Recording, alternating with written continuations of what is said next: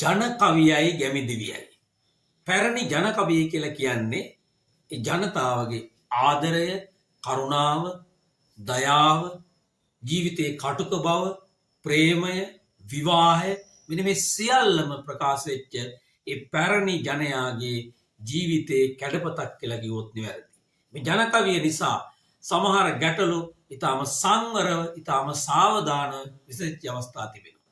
ඒක අද සමාජයට මම හිතේ හොඳ ආදර්ශයක් හැටියටයි අපි දකින්නේ. එක්තරා අවස්ථාවක තරුණ කාන්තාවක්, විවාහක කාන්තාවක්, දරුවෙක් ඉන්න කාන්තාවක් පාරේ ගමන් කරනවා. පිටිපස්සෙන් එයාගේ විවාහක ස්වාමියා ඇවැස්ස මස්සිනා එනවා. ටිකක් දුරින් කාන්තාව යනවා. වර්ෂාව වැහැලා පාරේ මඩ.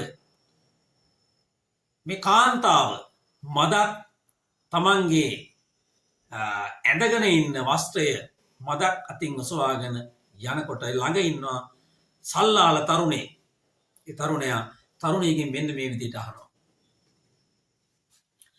ඔසවාගෙන නෙරිය අතකින් කිම්ද නගෝ, වසාගෙන දෙතන අතකින් කිම්ද නගෝ. හිමියෙක් නැති ගමන් තනියම කිම්ද නගෝ, අම්බලමේ නැවතිලා යමුද නගෝ. මොකද මේ කාන්තාව පොලිසි ගියාද, පැමිණිල්ලක් දැම්මද, හිටපියතොට හොඳ වැඩක් කරන්න කියලා එහෙම කීවද? නැහැ. කරුණාවෙන්, දයාවෙන් මෙන්න මේ විදිහට පිළිතුරු දෙනවා. ඔසවාගෙන නෙරිය මඩ තැවරෙන හන්දා, වසාගෙන දෙතන විලිදුගේ ඉරිහන්දා.